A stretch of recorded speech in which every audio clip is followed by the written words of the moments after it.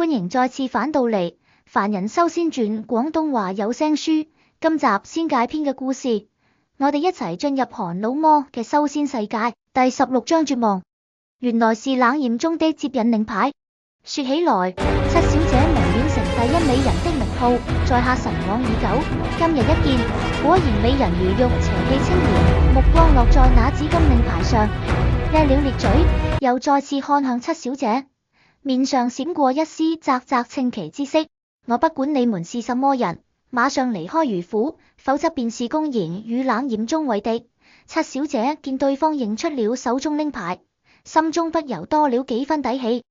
七小姐，原來你被冷艷中看中了。黑衣小婦等3名瑜伽供奉原本已打算置身事外，見此情形，紛紛精神一振。瑜伽眾人同樣心中燃起了一絲希望。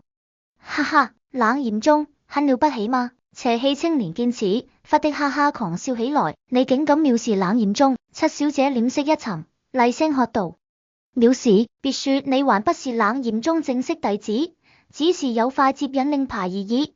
就算真是，那又如何？邪氣青蓮冷笑一聲，翻手取出一面黑色令牌，和如七手中的紫金令牌大小相仿，上面銘刻住一個銀燦燦的骷髏圖案。這是天鬼宗內門弟子令牌，你們是天鬼宗的人？如七小姐臉色一變，與冷艷中齊名的天鬼宗。黑衣小婦3人聞言紛紛倒吸了一口涼氣，互望一眼後，均都一言不發的沉默下去。就算你是天鬼宗弟子，封國可是冷艷中所屬勢力，你們貿然侵入，難道要挑起兩宗大戰？七小姐似乎想到了什麼，臉上恢復了幾分血色。呵呵，七小姐果然能言善道，不過可惜，有件事你說錯了。邪氣青蓮輕蔑道。七小姐聞言，微微一怔。實話告訴你，冷艷中在前次與本宗的大比中敗北，已經交出了封國的控制權，現在整個封國都是我們天鬼宗的勢力。邪氣青蓮露出殘忍笑容的說道。如七聽聞此話，猶如5雷轟頂般，整個人徹底呆住了。黑衣女子等3名瑜伽供奉有紛紛臉現震驚之色，不覺朝後退去，刻意拉開了與瑜伽眾人的距離。瑜伽眾人此刻臉色更是難看之極，心直往下沉去。他們縱然再不了解修仙界之事，但也從七小姐與邪氣青蓮間的對話聽出了些感慨。對了，還有一件事忘記說了，我想七小姐應該會很感興趣。邪氣青蓮眼中浮現出一絲意芒，嘴角勾起不懷好意的笑容。什麼？如七一顆心沉了下去，隱約猜到邪氣青蓮所說定然不是什麼好事，但還是忍不住問道：封國皇室中和一些臣子膽敢不遵我天鬼宗條令，這些人被拿下後被判謀逆大罪，昨日剛剛在封京被斬首示眾，裡面好像就有如上和他那2個同為文官的兒子。邪氣青蓮注視住七小姐的眼睛，一字一句的說道：父親、大哥、三哥。七小姐眼前一黑，身體搖晃，摔倒在地，手中令牌也啪嗒一聲的掉落在地上。瑜伽其他人聽聞此話，一個個也面露絕望，那幾個雍容婦人再也忍不住的放聲哭泣，癱軟在地。前一刻他們還是身份尊貴的宰相府之人，地位尊高，受世人敬仰，轉眼間卻遭逢大變，宰相被殺，家破人亡，淪為砧板上的魚肉。哈哈哈哈！邪氣青蓮看到七小姐此刻的神情，兩腮泛起鴕紅，眼中露出病態的興奮，狂笑不止，狀若瘋狂，將人逼入絕望深淵。再欣賞其這種崩潰無助的神情，正是他最喜歡做的事情。邪氣青蓮狂笑了一陣，臉上紅暈漸漸消退，一揮手，冷言下令，將這些人都殺了。這個七小姐留下，周圍的黑衣人齊聲答應，獰笑住走向瑜伽諸人走。黑衣女子等3個供奉此刻早已低頭退到了一旁，似打算找機會脫身離去。邪氣青蓮見此，得意一笑，也沒有阻攔，嘻嘻，齊笑好眼光。這女子雖然還未修煉，不過能被冷艷中直接發下接引令牌，準備收入門下，資質應該不錯。作為你的奴隸再合適不過。一個黑衣人湊到邪氣青年身旁，淺味的討好道。邪氣青年聞言，又是一陣哈哈狂笑。七小姐身體一抖，眼神恢復了清明，面上閃過一絲決然，左手在腰間一抹，多了一柄雪亮匕首，朝住心口狠狠刺去。邪氣青年笑容一僵，顯然沒想到對方性情這般剛烈，想要出手阻止已經來不及。又破空聲響起，一股衛風飛射而至，打在七小姐手中匕首上。砰的一聲，匕首頓時被打飛了出去，掉在地上。又是數道衛風響起，打向那些正欲屠殺瑜伽的黑衣人。一連串的慘叫響起，那衛風竟然威力巨大。幾個黑衣人被衛風擊中，直接口吐鮮血的飛了出去。其他人頓時大驚的停下了腳步。什麼人？邪氣青年厲喝出聲，豁然轉身看向不遠處的一個路口。周圍的人也看了過去。一陣腳步聲響起，幾個人影從那裡緩步而出，正是韓立、白石真人等人。邪氣青年眼睛一咪，看向幾人，但目光在韓立身上略一停留，便很快移開，落在白石真人身上。白石真人，救命啊！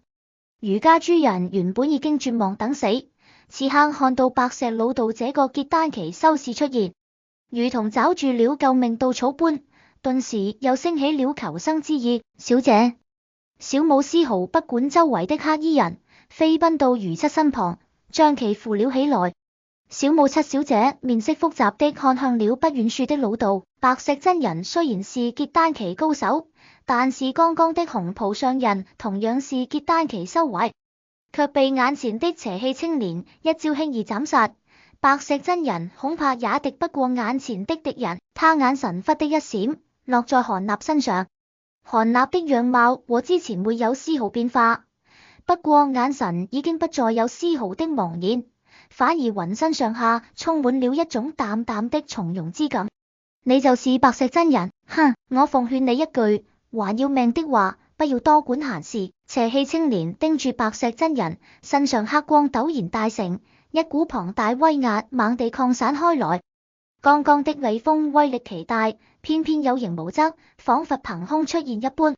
邪氣青年雖然見多識暗，也猜不出那衛風如何產生的，對白石道人產生了一絲忌憚，釋放出靈壓，想讓其知難而退。白石真人身體抖了一下，眼中閃過一絲驚懼。邪氣青年散發出的威壓已經達到了結丹中期，他不過是結丹初期，可遠遠不是此人的對手。不禁斜眼看向韓立，他可是看得清清楚楚，先前的那些衛風只是這位韓前輩漫不經心彈出的幾道隔空指風而已。韓立臉上露出似笑非笑的神情，沒有說話。老道心中一寒，立刻做出了決定，義正辭嚴的出言喝道：哼，本人既然是如虎供奉，豈能袖手旁觀？你們這些人膽大包天，竟敢做此殺業，簡直天理難容。邪氣青年臉上暴虐之色大盛，怒道：好，既然你嫌命長，那便一起去死吧。話音剛落，他一抬手，白色骨刀飛射而出，斬向白石真人。同時其手中法訣變幻，骨刀上陡然爆發出大片白光，裏面浮現出一個個雪白骷髏頭虛影，鬼哭狼嚎之聲不絕，威勢極大。第17章滅異獸。真人小心，那骨刀非常厲害，紅袍上人便是死於此刀之下。七小姐揚聲提醒。白石真人看到骨刀如此威勢，已經大為震驚，聽到七小姐此話，臉色更是大變，但一想韓立，一咬牙，張口噴出一柄蛇形飛劍，手中法訣猛地一吹，刺啦一聲，劍身黑光大放，仿佛一條黑色大網，纏在了骨刀之上。邪氣青年嘴角噙住一絲冷笑，手中法訣變幻，一指點出，骨刀刀光大成，猛地一絞，黑色劍光砰的一聲碎裂開來，蛇形飛劍斷成數節的散落而下。白石老道兩手急急一揮，一面銅錢形狀的青色圓盾飛射而出，迎了上去，骨刀都忙微暗，不過威勢絲毫不減，狠狠斬在青色圓盾上，咔嚓。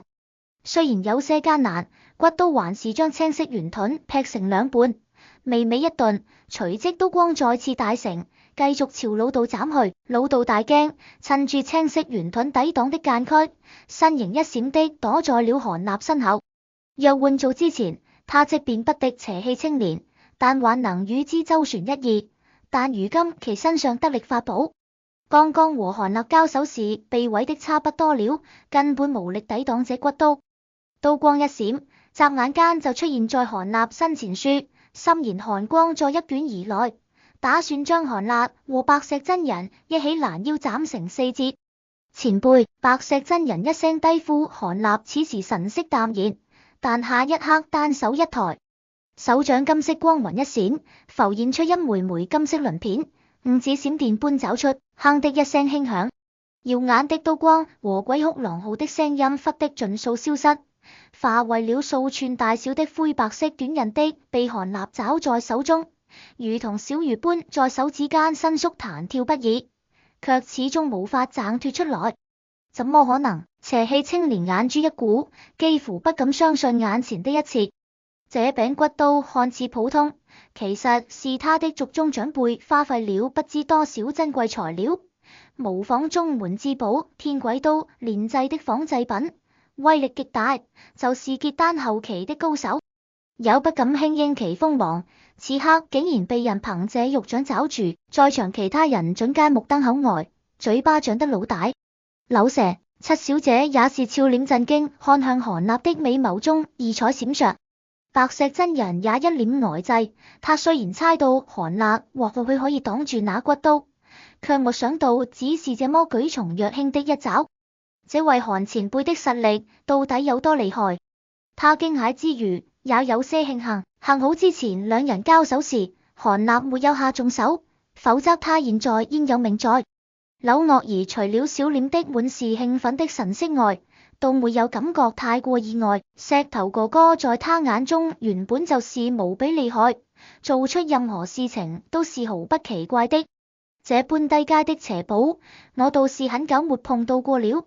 韓立掃了一眼手中之物，淡淡一句後，五指就然一合攏，砰的一聲，迷你骨刀瞬間被抓爆開來，化為點點灰光的飄落一地。不，邪氣青年瞬間臉色一白，當場噴出一口鮮血。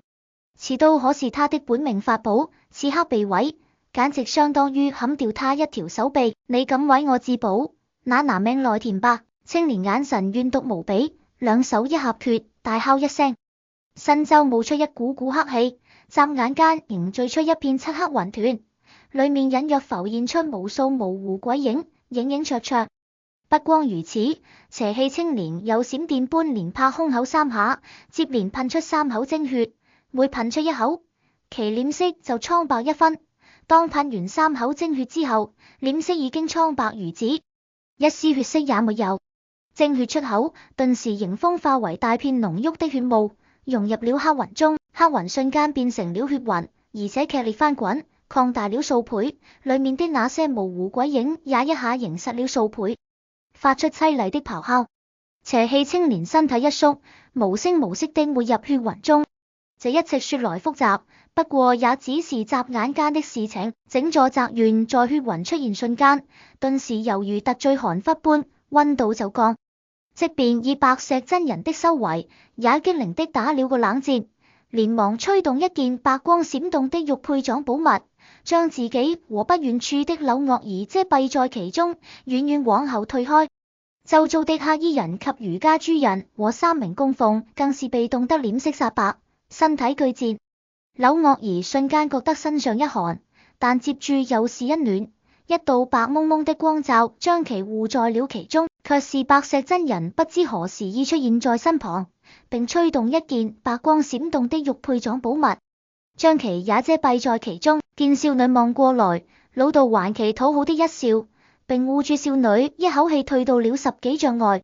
韓立看住空中的血雲，臉上卻露出一絲怪異的神色後，忽然反手一拳擊向附近某個虛空樹幹，一道淡淡鬼影從虛空波動中倒飛出去，但在半空中就哀鳴一聲，直接化為灰色霧氣的爆裂而開。但這時韓立身下處卻嗤嗤聲大作，數道黑色鎖鏈毒蛇般彈射而出，瞬間將韓立全身捆束個結結實實。隨之一名灰衣漢子兩手合決的從附近另一處地面下無聲的冒了出來，正是先前在明遠城和邪氣青年一起出現過的另一名同伴。此人身上散發出的氣息環遊在邪氣青年之上，但全身被一個黑色鬼影覆蓋，兩者似乎合體了一般，其身體也變成半透明狀態，似乎隨時都能融入虛空消失。哈哈，范師兄來得正好，和我一起滅這家伙。血雲中傳出邪氣青年的狂笑，接住其口中念念有詞，聲風大起，血雲仿佛巨浪般滾滾捐來。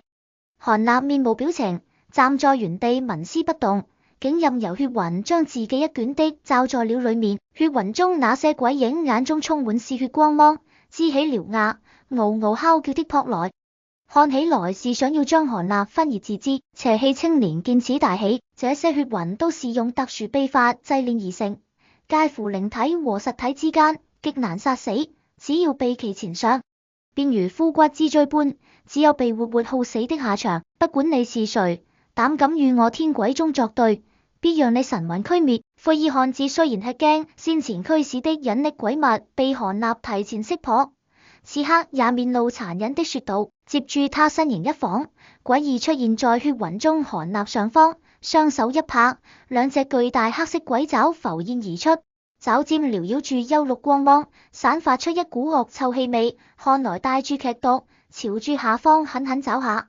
柳岳兒眼見此景，便要不顧一切的撲過去。不能過去，韓前輩神通廣大，肯定有辦法脫困的。白石真人大驚的一把拉住柳岳兒，他話雖如此，心中有不免有些忐忑。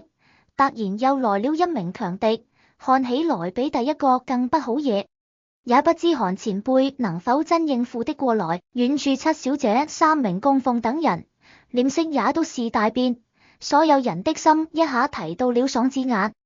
韓立卻嘻嘻一聲，不見其有任何動作，體內卻突然響起一陣爆竹般的悶響聲音，身形猛地長大了許多，體表浮現出一枚枚金色鱗片。咔嚓，他只是肩頭一晃，纏繞在身上的黑色鎖鏈立刻一節節崩斷而開，上臂在一個模糊後，密密麻麻金色拳影浮現而出，狂風暴雨般的朝住周圍攻擊而去。乒乒之聲連綿不絕，黑色鬼爪稍一觸及金色拳影，立刻瓷器破碎般脆響的崩潰碎滅。灰衣漢子也在失聲中被數不盡拳影擊中，身上的黑色鬼影立刻碎裂，身形如破麻袋般擊飛出去，血肉模糊的重重砸在了地面上，竟然肉身神魂瞬間皆碎，再無任何聲息了。同一時間，整塊血雲連同裏面鬼影也被金色拳影掃蕩一空，在雷鳴般剛響聲中露出了邪氣青年的身影。他此刻呆若木雞，但一對上韓立冰冷目光後，頓時渾身一個激靈，二話不說的手中法訣一變，體表湧出大片黑雲，一個掉頭的朝住遠處擊射而走。韓立見此雙目一米，就然深吸一口氣，胸膛鼓起，再張口一噴，嗖的一聲，一道白光從他口中射出，只是一閃之下，浸沒入黑雲之中。一聲淒厲慘叫後，黑雲忽的光然潰散，一具腦門上帶住血色窟窿的屍體從天而降，正是邪氣青年。一片寂靜，落針可聞。劍收，一個小小的聲音忽的響起，不知是誰發出的。第18章請求。從灰衣男子突然出現與邪氣青年同時夾擊韓立，到韓立出手反殺二人，前後不過2-3個呼吸的功夫，兩名不可一世的結丹期修士竟如此輕易的落在此，這讓周圍包括瑜伽諸人和黑衣人在內的所有人都吸驚的目瞪口呆，尤其是最後那一道從韓立口中噴出的白光，來無影去無蹤，只是眨眼間便將已逃至天邊的邪氣青年一舉擊殺，加上那不知是誰喊出的一句劍收，讓那群黑衣人肝膽俱裂，再也不敢多留，紛紛祭起法器，非也似的想要逃離魚府。要知道，在靈環界劍收可是能輕易碾壓同階修士的，再加上飛劍速度極快，可殺人於無形。此刻若不走，一會想走也根本走不掉了。一時間，魚府主宅院落內發氣豪光四起，十數道飛梭一齊天，朝四面八方遁逃而去。韓立看也未看這些人一眼，只是朝邪氣青年的殘屍方向望了一眼，眉頭微微一挑，儼然一絲若有所思之色。如此一來，余家諸人面面相覷下，誰也不敢出言打擾。至於黑衣小婦等3名供奉，此刻更是大氣也不敢喘一口。倒是白石真人偷偷看了一眼韓立，略一猶豫下，住那些逃離的黑衣修士，猛地揮出了右手，只見其衣袖亮眉一股，一道金色長繩頓時如同毒蛇出洞般飛掠而出，在半空中猛然一捲，又急速飛了回來。砰的一聲響，一名身形瘦長的黑衣修士被撓到金繩當空攝了回來，捆得像個眾子一般，砸在了韓立身前的地面上。饒命啊！黑衣修士摔落在地也顧不得疼痛，看到眼前的韓立，立馬掙扎求饒。你可知道這個天鬼宗？韓立沒有去看眼前的黑衣修士，轉手白石真人問道。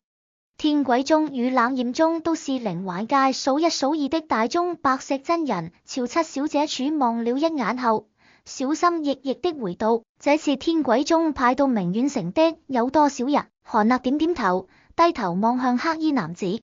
啟稟前輩，據我所知，就只有來魚府的這些人。黑衣修士掙扎住坐了起來，忙不迭的回道。結果其話音剛落，就突感周身一寒，如醉冰窖一般。他只看到眼前那高大青年，盯住自己的目光突然變得寒冷無比，那雙漆黑的眸子仿佛突然間變得無比巨大，變成了2道深不見底的黑色漩渦。只要自己膽敢自作聰明地說出半句瘋話，便會立即被吞沒進去。這種感覺只是一閃即逝，但他卻是渾身汗毛豎起，後背衣衫也已被冷汗浸透了。前輩息怒，在下所言可句句屬實啊！我等只是宗內外門弟子，來宰相府只是奉命行事。至於城內是否還有其他本宗弟子，真的不知。黑衣修士想要跪下磕頭，卻因金繩捆綁無法做到，只能深深埋下了頭腦。奉命行事，他的命令。韓立看了眼遠處的邪氣青年屍身，淡淡問道：是他叫齊明浩，是本宗內門弟子，天資甚好，極受宗內器重。他還有一同族叔祖是本宗長老，他有此依仗，我等實在不敢不聽他的調令。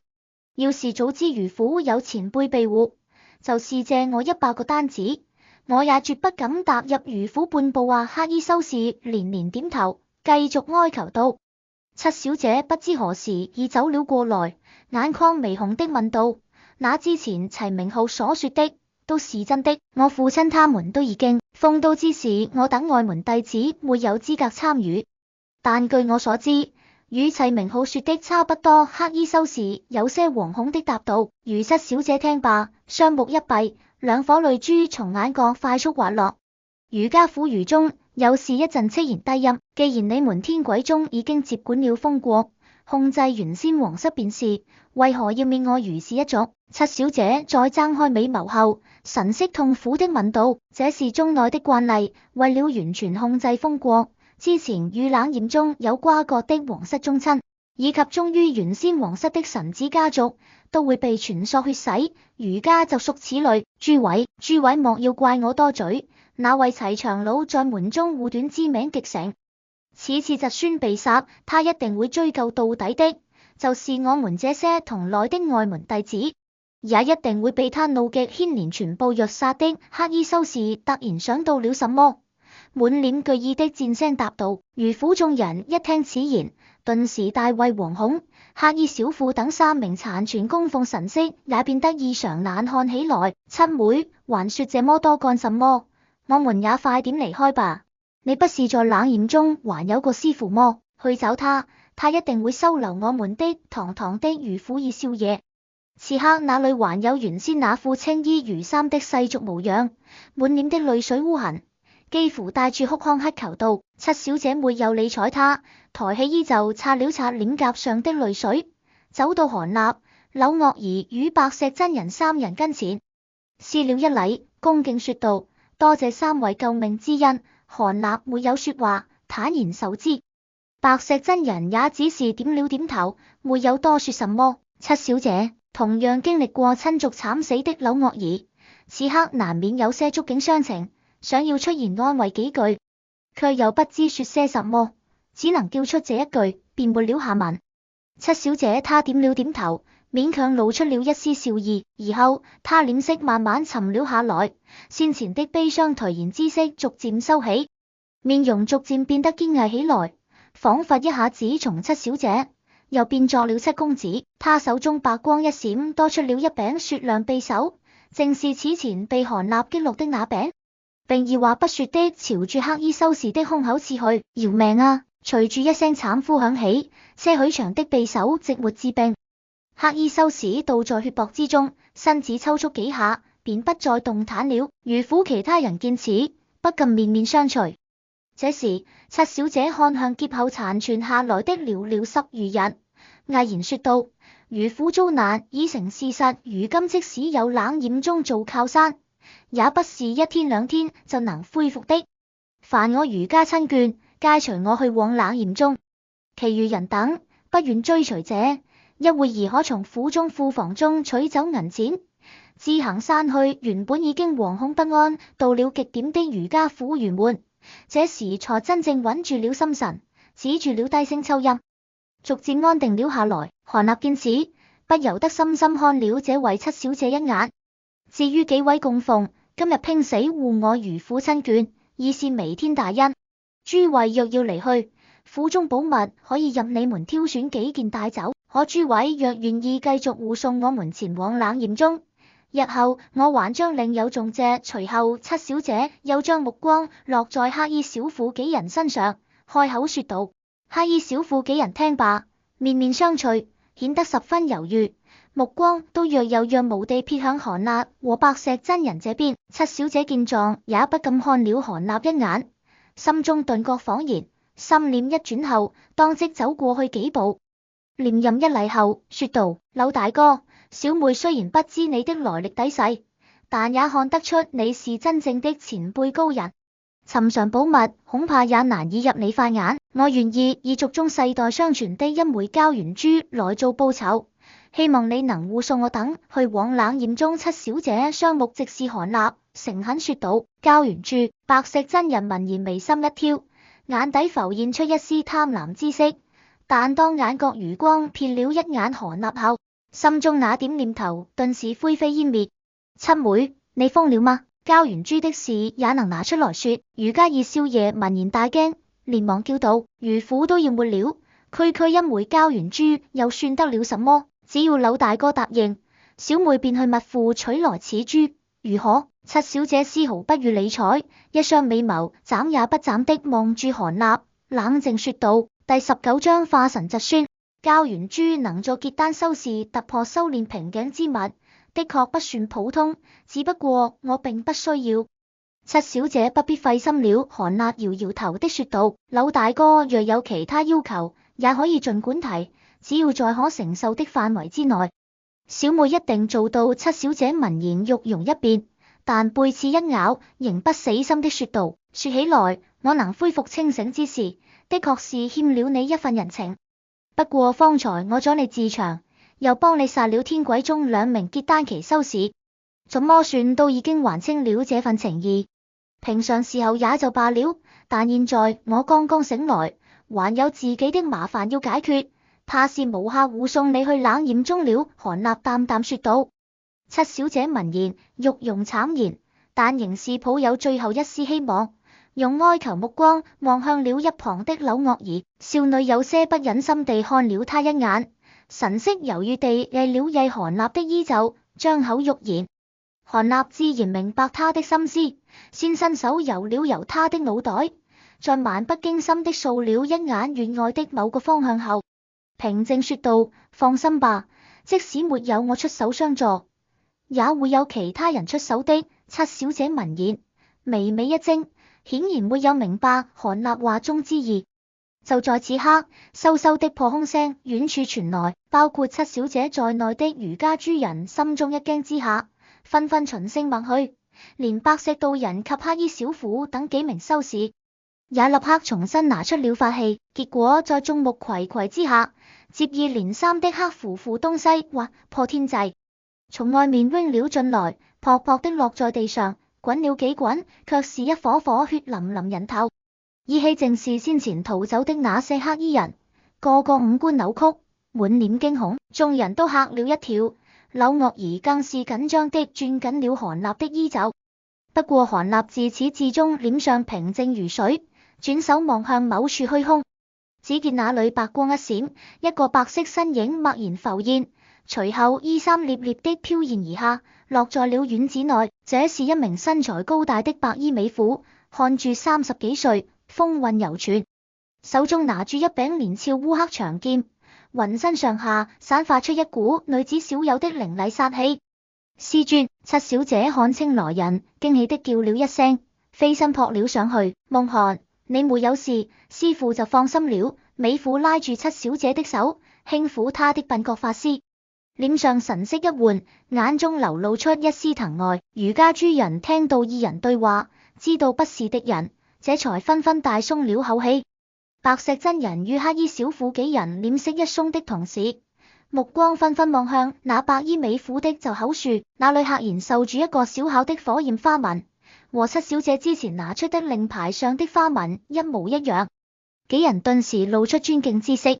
柳樂兒似乎對中年美婦有些畏懼，縮住身體躲在韓立身後，緊緊抓住她的袖子。有我在，不用擔心。韓立深知少女擔心之事，溫聲說道。柳樂兒聞言一陣心安，點了點頭。師尊，你怎麼來了？余夢寒忍住了目中淚花，問道。我在中門聽說了天鬼宗可能要對魚府下手，便立刻趕了過來，不過路上遭到天鬼宗的阻攔，來的有些遲了，幸好沒有真的來遲。中年美婦慈愛的說道。這都多虧了府中供奉拼死相護，還有這位柳大哥出手相助。諸位，這位是我的師尊。師尊，這4位是府中供奉，這一位是柳石柳公子，正是他出手擊殺了天鬼宗的2個結丹期修士，救了府中上下。余夢寒一笑，拉住中年美婦來到韓立等人身前，介紹了一番，並特意加強語氣的重點介紹韓立。白石道人等人不敢怠慢，急忙恭敬行禮。七小姐，在下本名韓立，柳石只是化名而已。韓立站在原地未動一下，朝余夢寒微然一笑道：哦，是這樣，原來是韓大哥。余夢寒一怔，隨即笑道：妾身冷艷中古混亂，多謝韓道友救了小徒一家性命，不知閣下來自哪個門派？中年美婦神情淡漠，目光掃凌厲如劍鋒。白石等人皮膚如被針刺，心中敬畏更甚，連大氣都不敢喘一下。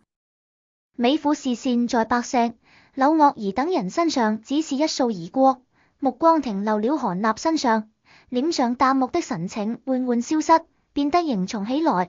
韓立身上氣息若有若無，以他的神色竟然也無法看透，這讓其心中不禁一愣。韓某並無門派，只是散修一個，剛才出手也是因為七小姐之前曾有恩的於我，禮尚往來而已。韓立神情平靜，以他神色強大，自然一眼就看穿了對方底細，乃是一名元嬰中期修士。原來韓道友是散修。美婦似有些意外，畢竟能夠一舉擊殺2名結丹修士，修為絕不會低哪裡去，但散修中可是鮮有元嬰期以上修士的。夢寒，現在風國已是天鬼宗的勢力範圍，此地不宜久留，我們必須立刻離開這裡。古雲月看出韓立不願多說，照對方點了點頭後，向余夢寒吩咐道：余家諸人早就不想留在這裡，聽聞此話都面露喜色。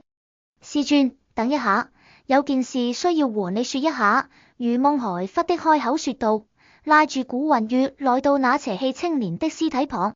咦，齊明浩，他怎麼會在這裡？美婦輕咦了一聲，臉色擦的一下變了。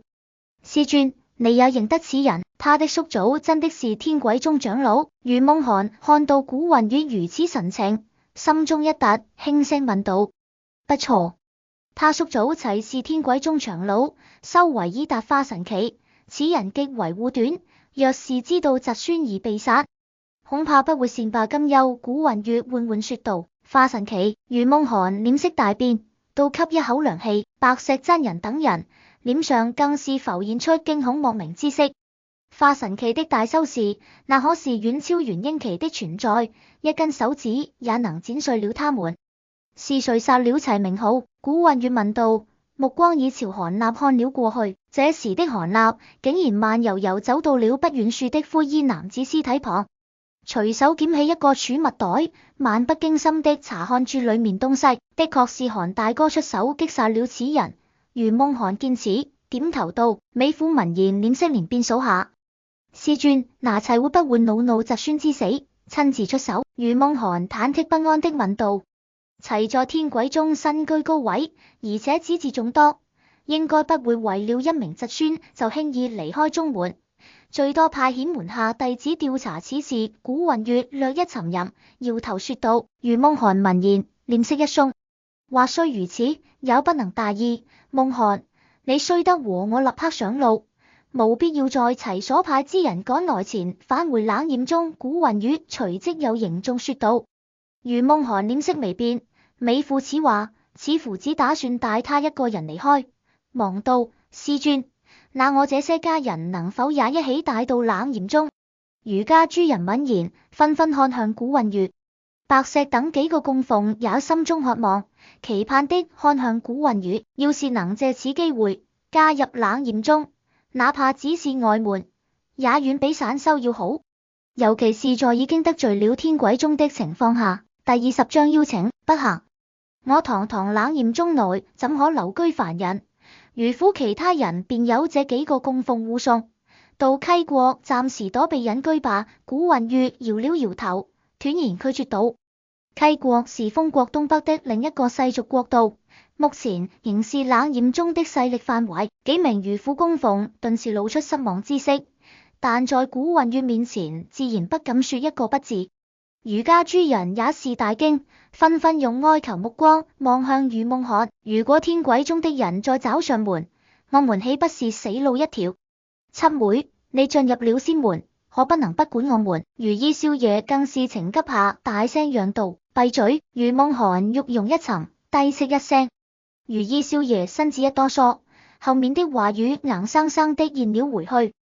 師尊，將他們送去溪國，真沒事嗎？天鬼宗應該很容易就能找到他們。余夢寒雖然口中呵斥余依少爺，但同樣頗為擔心府中之人安危。徒兒放心吧，按照靈懷界規矩，只要你能正式成為冷艷宗內門弟子，天鬼宗就不會對你的世俗族人動手，否則就會觸犯了此界大計。若他們膽敢追殺你的親人，你以後修煉有成後，也有借口對天鬼宗弟子的世俗族人出手的。先前他們之所以對余府動手，是因為故造不知你有本宗的接引令。現在衛師已經正式現身，情況自然大不一樣了。現在關鍵所在，便是你能否安然到達冷艷宗。古雲月神色凝重的言道。余夢寒聽聞這裏，雍容一鬆，余府其他人也心中微安，不再說什麼了。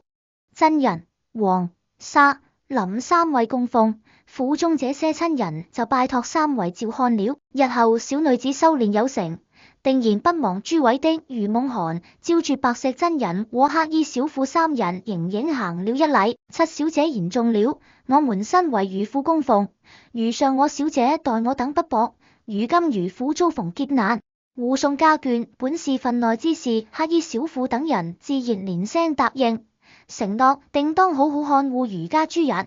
雖然去不成冷艷宗，但余夢寒將是冷艷宗內門弟子，他們只要拉上一點關係，日後也必然大有好處的。白石真人卻露出一絲為難之色，下意識的偷看了韓那一眼。白石道友，你在余府待了如此之久，跟住去上一趟也是應該的。正在把玩會儲物袋的韓立這時抬手看了白石真人一眼，似笑非笑的說道。白石真人這才擠出笑容的答應下來。夢涵就多謝四位了。余夢涵仿佛沒有看到這一切，召幾人再連任一禮。事情商定好，余家諸人立刻開始收拾，將府中珍寶金銀盡數取出。韓立則將手中儲物袋漫不經心的塞進了懷中，又走到邪氣青年屍體附近說，同樣搜出另一個儲物袋來。至於那些黑衣人身上的東西，他甚至懶得去檢了。白石真人等人見此，自然大喜的將那些黑衣人散落東西一一收起。不知韓道友接下來有何打算？古韻月走了過來，緩緩問道。韓某此次來到明苑城完全是意外，現在也到了天鬼宗，自然要遠遠避開了。韓立淡然回道。道友攪入了這趟渾水，還斬殺了齊明浩，現在再想脫身，恐怕不是輕易之事吧？以天鬼宗勢力，很快會查到道友頭上的。古雲雨嘿嘿一聲，說道：古仙子這話是何意思？韓立神色不變。若是韓道友不嫌棄，不如加入我冷嚴宗如何？我冷嚴宗一向歡迎散修中強者加入，以道輕易斬殺結丹的元嬰級的實力，擔任本宗外門客卿長老，還是完全可能的。妾身願做道友的引薦之人。古雲雨盯住韓立說道。師父說的是，若是韓大哥能加入冷嚴宗吧，對樂兒妹妹也大有好處的。余夢涵聽到這裡心中一動，也說道。韓立看了一眼身旁的少女，露出沉吟之色。樂兒卻眨了眨黑白分明的大眼，有幾分茫然的模樣。如果妾身沒有看錯，韓道友氣息不穩，似乎有傷在身。妾身正好帶了一顆望西丹，乃是在靈環界大大有名的療傷聖藥。古雲月意味深長的再說道。對此女來說，天鬼宗這次死了2名結丹修士，其中還涉及到了化神修士的後人，去冷嚴宗的路上多半會遭到天鬼宗強烈截殺的。眼前的青年雖然看起來神秘，但若是能一同上路，絕對是一大助力。樂兒，你可願意前往跟我去冷嚴宗？韓立摸了摸下巴，忽然樂兒問道。以古雲月的修為，樂兒的狐妖身份自然無法隱瞞的。不過他先前搜尋白石真人，得知靈環界雖然人妖隔閡頗深，但在一些大宗門修為高深的修士身邊帶住一些妖族，乃是常見之事。大柳樂兒去冷嚴宗倒是沒有問題。我聽哥哥的。柳樂兒看了看古雲雨，又瞅了瞅余夢涵，怯生生說道。放心，有我在，沒人敢欺負你的。韓立文言一笑，輕拍了拍少女的腦袋。我知道哥哥會保護的。少女用力點頭，也展然笑了起來。那就韓某就有勞古仙子引薦了。不過那枚望西丹能否提給在下？韓立看向古雲月，不客氣的說道。當然沒問題。古雲月心中一喜，沒有絲毫猶豫的翻手取出一個白色玉瓶，遞了過來。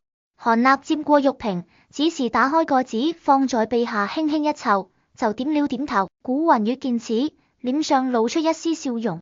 余家諸人此刻已經收拾好，除了大量珍寶，還牽出了幾輛馬車。白石真人等人此刻也走了過來。韓前輩我。白石老道走到韓立身邊，有些遲疑的想說些什麼。你放心保護余家之人便是，其他事情不用管了。另外我這邊還有件事情要你去做。韓立伸手指住了對方接下去的話語，隨即嘴唇微動，傳音說了一句什麼。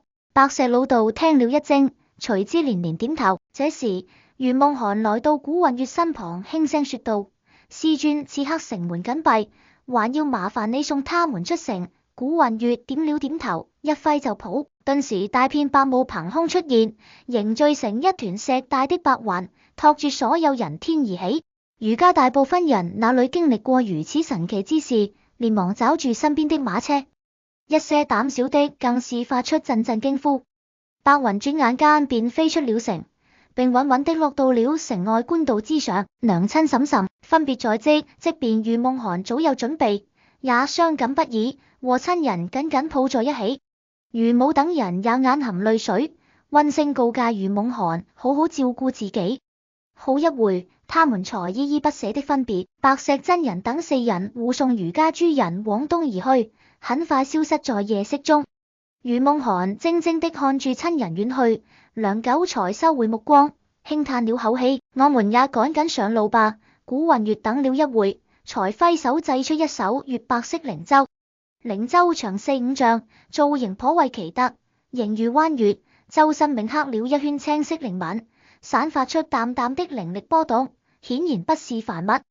韓立拉住柳岳兒上了靈舟，余夢寒深吸一口氣，收拾心情，也踏上了飛舟。古雲月揮手打出一道法訣，飛舟立刻泛起白色靈光，天而起，化為一道白光，朝住遠處飛去。記得按下訂閱鈕並點讚，在下係睇完動畫才製作有聲書，希望大家可以投入修仙故事世界。感謝收看本期節目，我們下次再見。